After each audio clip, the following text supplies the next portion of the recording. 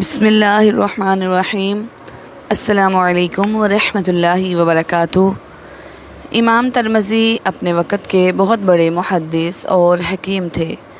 حدیث کی مشہور کتاب ترمذی شریف انہیں کی لکھی ہوئی ہے۔ اللہ رب العزت نے آپ کو اس قدر حسن دیا تھا کہ لوگ دیکھ کر فریفتہ ہو جاتے۔ اس کے ساتھ ساتھ آپ کو باطنی حسن بھی دیا تھا۔ آپ عین جوانی کے عالم میں ایک دن اپنے مطب میں بیٹھے ہوئے تھے کہ ایک عورت اندر آئی اور آتے ہی اس نے اپنا چہرہ کھول دیا۔ وہ عورت نہایت حسین و جمیل تھی۔ وہ آپ سے کہنے لگی، میں آپ کے حسن پر فدا ہوں اور دنوں سے موقع کی تلاش میں تھی۔ آج بہت مشکل سے تنہائی ملی ہے، آپ میری خواہش پوری کر دیں۔ امام ترمذی کے دل پر خوف خدا اتنا غالب ہوا کہ آپ رو پڑے اور اتنا روئے کہ وہ عورت نادم ہو کر واپس چلے گئی اور آپ دیر تک روتے رہے۔ مدت گزر گئی، آپ اس بات کو بھول گئے اور جوانی سے بڑھاپے میں داخل ہو گئے۔ بال سفید ہو گئے۔ ایک دن مصلی پر بیٹھے تھے کہ دل میں خیال پیدا ہوا کہ اگر اس وقت میں اس عورت کی خواہش پوری کر دیتا تو کیا تھا، بعد میں توبہ کر لیتا۔ لیکن جیسے ہی یہ خیال دل میں آیا، فوراً رونے لگ گئے اور کہنے لگے، اے رب کریم، جوانی میں تو یہ حالت تھی کہ میں گناہ کا نام سن کر ہی اتنا رویا تھا کہ وہ عورت میرے رونے سے نادم ہو گئی تھی۔ اب میرے بال سفید ہو گئے ہیں تو کیا میرا دل سیاہ ہو گیا ہے جو میرے دل میں اس گناہ کا خیال پیدا ہوا ہے؟ اے اللہ، میں تیرے سامنے کس طرح پیش ہوں گا؟ اس بڑھاپے میں جب میرے اندر قوت بھی نہیں رہی، میرے دل میں گناہ کا خیال کیسے آ گیا؟ اسی حالت میں روتے روتے سو گئے۔ خواب میں نبی اکرم صلی اللہ علیہ وآلہ وسلم کی زیارت ہوئی۔ آپ صلی اللہ علیہ وآلہ وسلم نے پوچھا، ترمذی کیوں روتے ہو؟ عرض کیا، میرے محبوب صلی اللہ علیہ وآلہ وسلم، جب جوانی کا زمانہ تھا، قوت اور شہوت کا زور تھا، تب تو اللہ کا خوف اتنا تھا کہ گناہ کی بات سن کر ہی اللہ کے خوف سے رونے لگ گیا تھا۔ لیکن اب جب کہ بال سفید ہو گئے اور بڑھاپا آ گیا تو دل اس قدر سیاہ ہو گیا ہے کہ یہ خیال آیا کہ اس وقت خواہش پوری کر لیتا اور بعد میں توبہ کر لیتا۔ میں اس لیے پریشان ہوں۔ نبی کریم صلی اللہ علیہ وآلہ وسلم نے فرمایا، پریشان نہ ہو، یہ تیری کمی یا قصور نہیں۔ جب تو جوان تھا تو میرے زمانے سے زیادہ قریب تھا۔ ان برکتوں کی وجہ سے تیری یہ کیفیت تھی کہ گناہ کا خیال دل میں نہیں آیا۔ اب تیرا بڑھاپا آ گیا ہے، تو میرے زمانے سے بھی دوری پیدا ہو گئی ہے، اس لیے اب دل میں گناہ کا وسوسہ پیدا ہوا۔ بس توبہ استغفار کیا کر، اللہ تعالیٰ معاف کرنے والا ہے۔ ایک اور بیان سماعت فرمائیں۔ ابن عساکر نے عبداللہ ابن حذیفہ سمی کے سوائق عمری میں لکھا ہے کہ یہ صحابی تھے، ان کو رومیوں نے گرفتار کر لیا۔ انہوں نے اسے اپنے بادشاہ کے سامنے پیش کیا۔ بادشاہ نے انہیں کہا کہ آپ نصرانی بن جائیں، میں آپ کو اپنے اقتدار میں بھی شریک کرتا ہوں اور اپنی لڑکی کو آپ کے نکاح میں دیتا ہوں۔ انہوں نے کہا، اگر تو مجھے اپنی پوری مملکت بھی دے دے اور تمام عربوں کی حکومت بھی عطا کر دے، اس کے عوض کہ میں محمد صلی اللہ علیہ وآلہ وسلم کے دین کو ترک کر دوں اور وہ بھی پلک جھپکنے جتنی دیر کے لیے، تو بھی میں یہ کام نہ کروں گا۔ اس نے کہا، تو پھر میں تمہیں قتل کر دوں گا۔ انہوں نے کہا، تمہیں اختیار ہے، جو چاہو کرو۔ کہتے ہیں کہ اس نے حکم دیا اور انہیں سولی پر لٹکا دیا گیا۔ پھر اس نے تیر اندازوں کو حکم دیا کہ وہ اس کے پاؤں اور ہاتھوں کے قریب تیر مارے۔ چنانچہ وہ تیر مارتے رہے اور بادشاہ ان پر نصرانیت کا دین پیش کرتا رہا، لیکن انہوں نے انکار کیا۔ اس کے بعد اس نے حکم دیا کہ انہیں سولی سے اتار دیں۔ چنانچہ انہیں تختہ دار سے اتارا گیا۔ اس کے بعد تانبے کے ایک تیل کی ہنڈیا یا دیگ لائی گئی، اسے گرم کیا گیا۔ اس کے بعد ایک مسلمان قیدی لایا گیا، اسے اس کے اندر پھینکا گیا۔ دیکھتے ہی دیکھتے وہ چمکدار ہڈیاں بن کر رہ گیا۔ اس کے بعد پھر اس نے ان پر اپنا دین پیش کیا اور پھر انہوں نے انکار کر دیا۔ اب اس نے حکم دیا کہ ان کو بھی اس میں پھینک دیا جائے۔ انہیں لوہے کی چرخی پر چڑھایا گیا تاکہ اس کے اندر پھینک دیں۔ اس وقت وہ روئے۔ اس پر اس بادشاہ کو یہ لالچ پیدا ہو گیا کہ شاید اب مان جائیں، تو انہوں نے اسے بلایا تو انہوں نے کہا کہ میں رویا اس لیے ہوں کہ میری جان ایک ہے اور یہ ابھی اس دیگ میں ڈال دی جائے گی اور ختم ہو جائے گی، لیکن میری خواہش تو یہ ہے کہ میرے جسم کے ہر بال کے برابر جانیں عطا ہوتی اور وہ اللہ کی راہ میں قربان ہوتی۔ ایک روایت میں ہے کہ اس نے ان کو قید کر دیا اور کھانا بند کر دیا۔ ایک عرصے کے بعد یہ پابندی تھی۔ اس کے بعد انہیں شراب اور خنزیر بھیجا تو انہوں نے ان کو ہاتھ نہ لگایا، تو انہوں نے بلا کر پوچھا کہ تم نے ان کو کیوں ہاتھ نہ لگایا؟ انہوں نے کہا کہ یہ چیزیں اس وقت تو میرے لیے حلال ہیں، لیکن میں تمہیں خوش کرنا نہیں چاہتا۔ اس پر اس نے کہا چلو میرے سر ہی کو چوم لو، میں تمہیں رہا کر دوں گا۔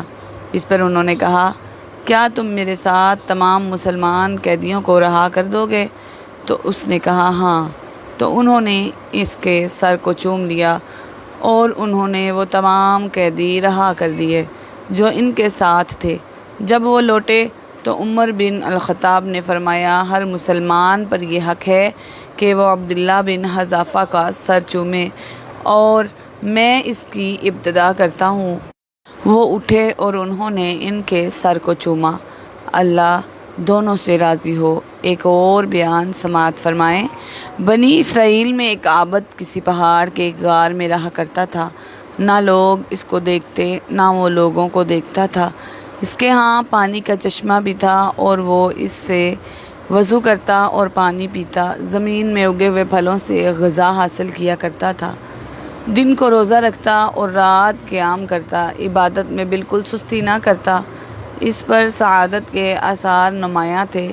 جب حضرت موسیٰ علیہ السلام نے اس کا چرچا سنا تو اس سے ملاقات کرنے کا ارادہ کیا۔ جب دن میں تشریف لے گئے تو وہ عابد نماز اور ذکر و اذکار میں مشغول تھا، اور جب رات کو جانا ہوا تو وہ اللہ عز و جل کی مناجات طلب نجات کے لیے اللہ تبارک و تعالیٰ کی بارگاہ میں دعا میں مستغرق ڈوبا ہوا تھا۔ حضرت موسیٰ علیہ السلام نے اسے سلام کرنے کے بعد فرمایا اے شخص اپنی جان پر نرمی کرو۔ اس نے عرض کی اے اللہ کے نبی علیہ السلام، مجھے ڈر ہے کہ کہیں غافل نہ ہو جاؤں، موت کا وقت آ جائے اور میں عبادت الہی میں کوتاہی کرنے والوں میں نہ ہو جاؤں۔ پھر حضرت موسیٰ علیہ السلام نے استغفار فرمایا، کہا کوئی حاجت و ضرورت ہے؟ اس نے کہا بارگاہ الہی میں عرض کیجئے کہ وہ مجھے اپنی رضا و خوشنودی عطا فرما دے اور تا دم آخر اپنے علاوہ کسی کی طرف مائل نہ کرے۔ چنانچہ حضرت موسیٰ علیہ السلام جب طور پر مناجات کے لیے حاضر ہوئے اور کلام باری تعالیٰ کی لذت میں مستغرق ہو گئے تو آپ علیہ السلام کو اس عابد کی بات یاد نہ رہی۔ اللہ سبحانہ و تعالیٰ نے خود ہی ارشاد فرمایا اے موسیٰ علیہ السلام تجھے میرے عابد نے کیا کہا؟ آپ علیہ السلام نے عرض کیا یا الہی تو خوب جانتا ہے، اس نے مجھے کہا کہ میں تجھ سے دعا کروں کہ اسے اپنی رضا و خوشنودی عطا فرما دے اور اپنے علاوہ کسی میں مشغول نہ کر یہاں تک کہ وہ تجھ سے آ ملے۔ اللہ عز و جل نے ارشاد فرمایا اے موسیٰ علیہ السلام اسے جا کر کہہ دو کہ وہ دن رات میری جتنی چاہے عبادت کر لے، پھر بھی اپنے گزشتہ گناہوں اور بنائیوں کی وجہ سے جہنمی ہے، اور مجھے اس کی ایسی ذلیل و رسوا کن باتوں کا بھی علم ہے جو میرے علاوہ کوئی نہیں جانتا۔ چنانچہ حضرت موسیٰ علیہ السلام اس کے پاس تشریف لائے، اسے رب عز و جل کا فرمان سنایا اور اس کے گزشتہ بڑے بڑے گناہوں کے متعلق بتایا تو اس نے کہا مرحبا، میں اپنے رب کا فیصلہ اور حکم دل و جان سے تسلیم کرتا ہوں۔ وہ ہر شے کو دیکھنے والا ہے، اسے ہر شے کا علم ہے، اس کا حکم کو رد کرنے والا کوئی نہیں، اس کے فیصلے کو پھیرنے والا کوئی نہیں۔ یہ کہہ کر وہ بہت زیادہ رونے لگا اور عرض کی اے موسیٰ علیہ السلام اس کی ذات و عز و جل کی قسم، وہ اگر مجھے اپنے دروازے سے دھتکار بھی دے تو بھی میں اس کے دروازے پر پڑا رہوں گا، کبھی نہ ہٹوں گا، اور اگر مجھے جلا دے یا میرے ٹکڑے ٹکڑے کر دے تو بھی میں اس کی بارگاہ سے کبھی نہ پھروں گا۔ جب حضرت موسیٰ علیہ السلام مناجات کے لیے جبل طور پر تشریف لے گئے تو عرض کی، یا اللہ، تو خوب جانتا ہے تیرے عابد بندے نے کیا جواب دیا ہے۔ اللہ سبحانہ تعالیٰ نے ارشاد فرمایا، اے موسیٰ علیہ السلام، اس کو خوشخبری سنا دو کہ وہ اہل جنت میں سے ہے، اور اسے میری رحمت و احسان نے گھیر لیا ہے، اور اسے یہ بھی کہنا کہ تو نے میرے فیصلے کو صبر و رضا سے گلے لگا لیا ہے اور میرے سخت حکم و فیصلے کے باوجود راضی رہا۔ اب تیرے گناہوں سے زمین و آسمان اور درمیانی فضا بھی بھر جائے اور تمام سمندر بھی بھر جائیں تو بھی میں تیری مغفرت فرما دوں گا، کیونکہ میں بہت کریم اور بخشنے والا مہربان ہوں۔ جب حضرت موسیٰ علیہ السلام نے عابد کو یہ خوشخبری دی تو سجدے میں گر پڑا اور اپنے رب عز و جل کی حمد کی اور سجدے میں پڑا رہا، یہاں تک کہ اس کا طائر روح کف سے عنصرہ سے پرواز کر گیا۔ ایک اور بیان سماعت فرمائیں۔ حضرت ام سلمہ رضی اللہ تعالی عنہا بیان کرتی ہیں کہ ایک دفعہ حضور نبی اکرم صلی اللہ علیہ وآلہ وسلم ایک صحرا میں سے گزر رہے تھے۔ کسی ندا دینے والے نے آپ صلی اللہ علیہ وآلہ وسلم کو یا رسول اللہ کہہ کر پکارا۔ آپ صلی اللہ علیہ وآلہ وسلم آواز کی طرف متوجہ ہوئے، لیکن آپ صلی اللہ علیہ وآلہ وسلم کو سامنے کوئی نظر نہ آیا۔ آپ صلی اللہ علیہ وآلہ وسلم نے دوبارہ غور سے دیکھا تو وہاں ایک ہرنی بندھی ہوئی تھی۔ اس نے عرض کیا، یا رسول اللہ، میرے نزدیک تشریف لائیے۔ آپ صلی اللہ علیہ وآلہ وسلم اس کے قریب تشریف لے گئے اور اس سے پوچھا، تمہاری کیا حاجت ہے؟ اس نے عرض کیا، اس پہاڑ پر میرے 2 چھوٹے چھوٹے نومولود بچے ہیں، بس آپ مجھے آزاد کر دیجئے کہ میں جا کر انہیں دودھ پلا سکوں، پھر میں واپس لوٹ آؤں گی۔ آپ صلی اللہ علیہ وآلہ وسلم نے پوچھا، کیا تم ایسا ہی کرو گی؟ اس نے عرض کیا، اگر میں ایسا نہ کروں تو اللہ مجھے سخت عذاب دے۔ بس آپ صلی اللہ علیہ وآلہ وسلم نے اسے آزاد کر دیا۔ وہ گئی، اس نے اپنے بچوں کو دودھ پلایا اور پھر واپس لوٹ آئی۔ آپ صلی اللہ علیہ وآلہ وسلم نے اسے دوبارہ باندھ دیا۔ پھر اچانک وہ اعرابی جس نے اس ہرنی کو باندھ رکھا تھا ادھر آ گیا اور اس نے عرض کیا، یا رسول اللہ صلی اللہ علیہ وآلہ وسلم، میں آپ کی کوئی خدمت کر سکتا ہوں؟ آپ صلی اللہ علیہ وآلہ وسلم نے فرمایا، ہاں، اس ہرنی کو آزاد کر دو۔ پس اس اعرابی نے اسے فوراً آزاد کر دیا۔ وہ وہاں سے دوڑتی ہوئی نکل گئی اور وہ یہ کہتی جا رہی تھی، میں گواہی دیتی ہوں کہ اللہ کے سوا کوئی عبادت کے لائق نہیں، اور آپ صلی اللہ علیہ وآلہ وسلم اللہ تبارک تعالیٰ کے رسول ہیں۔ حضرت انس رضی اللہ تعالیٰ عنہ سے روایت ہے کہ ایک انصاری گھرانے میں ایک اونٹ تھا جس پر وہ کھیتی باڑی کے لیے پانی بھرا کرتے تھے۔ وہ ان کے قابو میں نہ رہا اور انہیں اپنی پشتے استعمال کرنے یعنی پانی لانے سے روک دیا۔ انصار صحابہ حضور نبی کریم صلی اللہ علیہ وآلہ وسلم کی خدمت اقدس میں حاضر ہوئے اور عرض کیا، ہمارا ایک اونٹ تھا، ہم اس سے کھیتی باڑی کے لیے پانی لانے کا کام لیتے تھے، وہ ہمارے قابو میں نہیں رہا اور اب وہ خود سے کوئی کام نہیں لینے دیتا۔ ہمارے کھیت کھلیان اور باغ پانی کی قلت کے باعث سوکھ گئے ہیں۔ حضور نبی اکرم صلی اللہ علیہ وآلہ وسلم نے صحابہ اکرام سے فرمایا، اٹھو۔ پس سارے اٹھ کھڑے ہوئے اور اس انصاری کے گھر تشریف لے گئے۔ آپ صلی اللہ علیہ وآلہ وسلم احاطہ میں داخل ہوئے تو اونٹ جو ایک کونے میں تھا، حضور نبی اکرم صلی اللہ علیہ وآلہ وسلم اس اونٹ کی طرف چل پڑے۔ انصار کہنے لگے، یا رسول اللہ، یہ اونٹ کتے کی طرح باولا ہو چکا ہے اور ہمیں اس کی طرف سے آپ پر حملے کا خطرہ ہے۔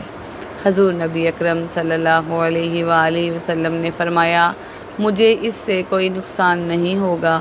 اونٹ نے جیسے ہی حضور نبی اکرم صلی اللہ علیہ وآلہ وسلم کو دیکھا تو آپ صلی اللہ علیہ وآلہ وسلم کی طرف بڑھا، یہاں تک کہ قریب آ کر آپ صلی اللہ علیہ وآلہ وسلم کے سامنے سجدے میں گر پڑا۔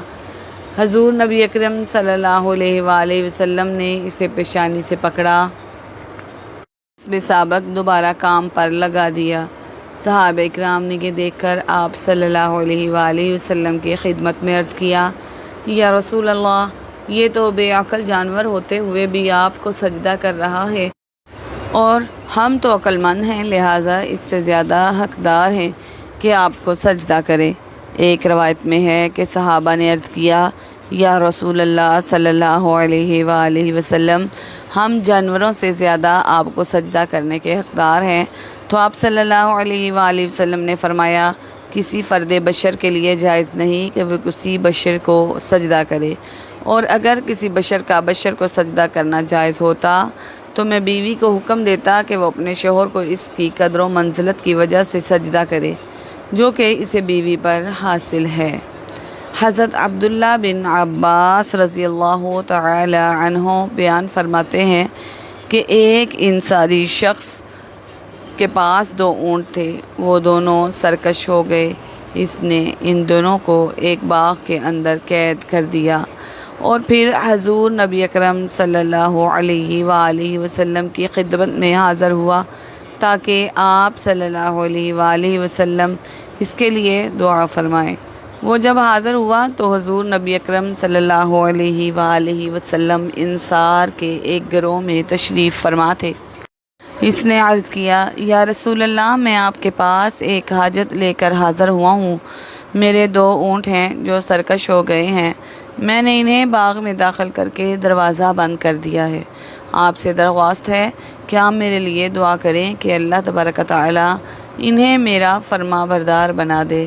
حضور نبی کریم صلی اللہ علیہ وآلہ وسلم نے اپنے صحابہ سے فرمایا، اٹھو میرے ساتھ آؤ۔ بس آپ صلی اللہ علیہ وآلہ وسلم چلے، یہاں تک کر اس باغ کے دروازے پر تشریف لے آئے۔ آپ صلی اللہ علیہ وآلہ وسلم نے فرمایا، دروازہ کھولو۔ اس شخص کو آپ صلی اللہ علیہ وآلہ وسلم کے حوالے سے خدشہ تھا کہ کہیں ایسا نہ ہو کہ جانور حضور نبی اکرم صلی اللہ علیہ وآلہ وسلم پر حملہ کر دے۔ آپ صلی اللہ علیہ وآلہ وسلم نے پھر فرمایا، دروازہ کھولو۔ اس نے دروازہ کھول دیا۔ دونوں اونٹوں میں سے ایک دروازے کے قریب ہی کھڑا تھا۔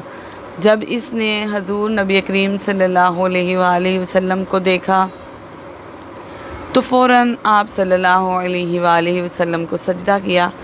حضور نبی اکرم صلی اللہ علیہ وآلہ وسلم نے فرمایا، میرے پاس کوئی چیز لاؤ جس کے ساتھ باندھ کر میں اسے تمہارے حوالے کر دوں۔ وہ صحابی ایک نکیل لے آیا تو آپ صلی اللہ علیہ وآلہ وسلم نے اسے باندھ دیا اور اسے صحابی کے حوالے کر دیا۔ پھر آپ صلی اللہ علیہ وآلہ وسلم باغ کے دوسرے حصے کی طرف چلے جہاں دوسرا اونٹ تھا۔ اس نے بھی جب آپ صلی اللہ علیہ وآلہ وسلم کو دیکھا تو آپ صلی اللہ علیہ وآلہ وسلم کی بارگاہ میں سجدہ ریز ہو گیا۔ آپ صلی اللہ علیہ وآلہ وسلم نے اس صحابی سے کہا، مجھے کوئی چیز لا دو جس سے میں اس کا سر باندھ دوں۔ پھر آپ صلی اللہ علیہ وآلہ وسلم نے اس کا سر باندھ کر اسے صحابی کے حوالے کر دیا اور فرمایا، جاؤ، اب یہ تمہاری نافرمانی نہیں کریں گے۔ جب صحابہ کرام نے یہ سارا واقعہ دیکھا تو عرض گزار ہوئے، یا رسول اللہ صلی اللہ علیہ وآلہ وسلم، یہ اونٹ جو کہ بے عقل ہیں آپ کو سجدہ کرتے ہیں، تو کیا ہم بھی آپ کو سجدہ نہ کریں؟ آپ صلی اللہ علیہ وآلہ وسلم نے فرمایا، میں کسی انسان کو یہ حکم نہیں دیتا کہ وہ کسی دوسرے انسان کو سجدہ کرے۔ اگر میں کسی انسان کو سجدہ کرنے کا حکم دیتا تو میں ضرور عورت کو حکم دیتا کہ وہ اپنے شوہر کو سجدہ کرے۔